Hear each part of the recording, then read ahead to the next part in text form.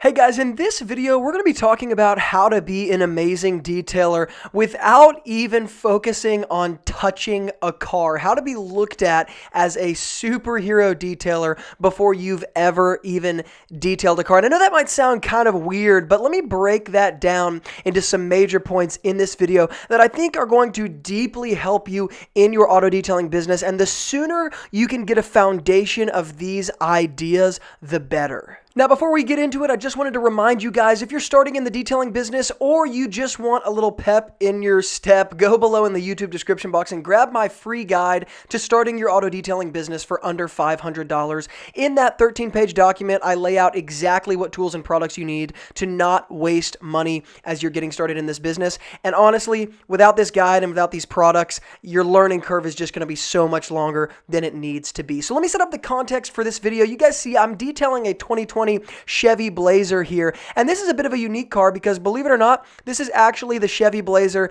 that was used in many of the Chevy commercials, the 2020 Blazer commercials. So if you see the red Blazer on TV when you're watching, this was that car. Now you might be wondering, Luke, how the heck do you get your hands on cars like this that are used in commercials, that are really high-end, that are really clean already, super detailed? And that's really what I want to talk about here.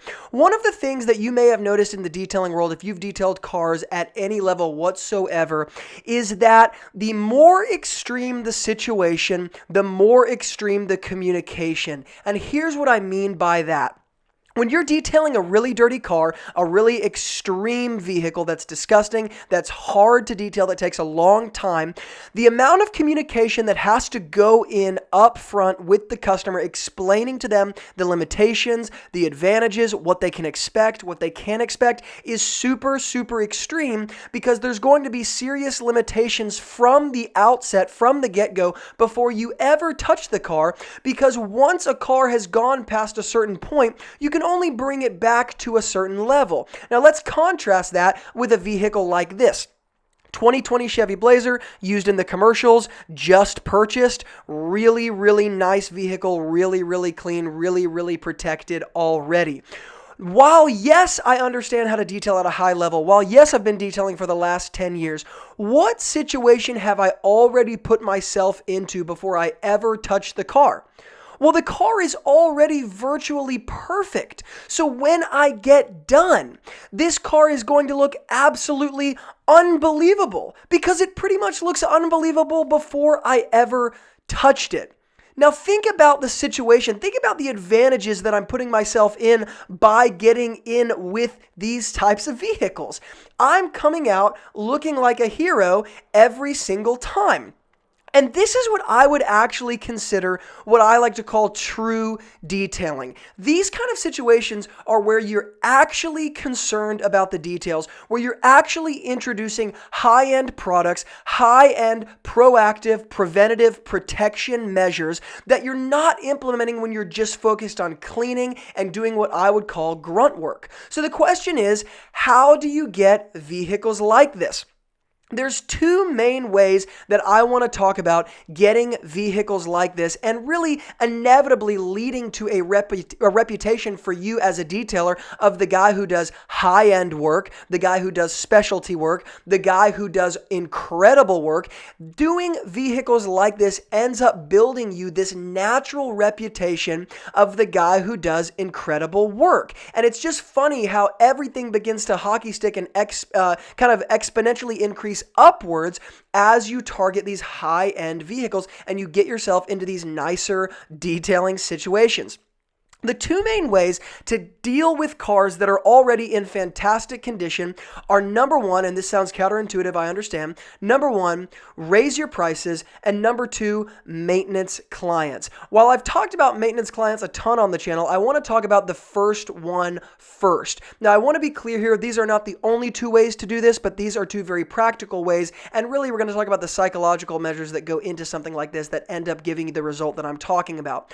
When you raise your prices, what ends up happening, many people assume that more people will be apt to buy something more often if the product is X product minus something. But what ends up happening is when you have X product or service, in this case detailing, plus something, in many ways what you end up doing is attracting the person who is more interested in quality and value shopping than they are price shopping, and those people also tend to drive vehicles like the one you're seeing in the video. And this is actually exactly what happened in this particular video. This is not a maintenance client of mine. This is not a vehicle that I see on a regular basis. And yet, this vehicle is in the exact same condition, if not maybe sometimes even this vehicle is even in better condition in certain circumstances than other maintenance clients that I see on a regular basis. How do you get these customers? I can promise you, you do not get this customer by being the guy that charges the lowest price. It will never work that way because you will always be scraping the bottom of the barrel if that is the strategy. There is something psychological to the fact that people actually want the person who charges more money because we've heard the old adage, you get what you pay for. And because that old adage is in many ways true 80% of the time, it ends up putting this kind of deep-seated thought process in us that we end up defaulting to without even thinking about it. In some ways, it's kind of subconscious that more expensive is better. And once again, in this situation, that's true as well. There are many other detailers that are not going to take the measures that I take, that are not going to put the preventative measures, proactive, protective products on the vehicle that I'm going to put, and they're not going to take the cautious measures that I'm going to take or be able to cut to the chase as far as a time aspect is concerned. So in many ways, the old adage remains true. You get what you pay for. But the point is, this is a very counterintuitive way of thinking. And in the detailing world, it's probably one of the areas where detailers struggle most in that they can't get people to pay for their prices. And in many ways, I think that the guys who are talking about not being able to get people to pay their prices are simply going after the wrong customer. And what you find is this counterintuitive approach in that while you raise your prices and do what you don't think you should do, all of these other puzzle pieces begin to fall into place, and you actually begin to see nicer cars. You begin to see cleaner cars. You begin to see customers that don't nitpick your work. It's this whole domino sort of chain reaction, kind of that butterfly effect. One small change ends up leading to much bigger changes that you couldn't necessarily anticipate looking forward, but that you can connect the dots looking backward. So raising prices is number one. Number two is obviously maintenance clients. And while yes, this car is not a maintenance client, this car is very representative of the condition of almost every vehicle that I see in my maintenance detailing world. And just like the first thing we talked about, raising your prices leads to these sort of chain reactions that you couldn't necessarily anticipate or that seem rather counterintuitive. The same thing happens with maintenance detailing and maintenance clients. Not only do you end up getting the right customer who wants to pay the price you charge, but they're also people who, because they see the value in investing the money on the front end to keep their vehicle in a particular type of condition, they're also the people who pay for things like ceramic coatings and much higher paying areas of the detailing world. In many ways, like I said, this is what I would consider true detailing. In some ways, I think true detailing is almost synonymous with prevention. More than anything, what I do in my detailing world is prevent bad things from happening to any said vehicle in any particular situation. I am a proactive, preventative measure detailing guy. The vehicles that I see are in incredible condition. The question is not, are they going to look amazing? The question is, how can I keep it in this condition for as long as possible? Not only do the customers come out completely satisfied, not necessarily because of what I've done, but because of what the preventative measures have done and because of what the original condition was in the first place. And that is such an important thing to understand and such an important foundation to have in the detailing world. Now, you might be wondering where to find these customers, and while this is an extremely simple and maybe even at sometimes obvious suggestion, here is the most free way to attract people who have vehicles like this so you can build your detailing business on a foundation like this.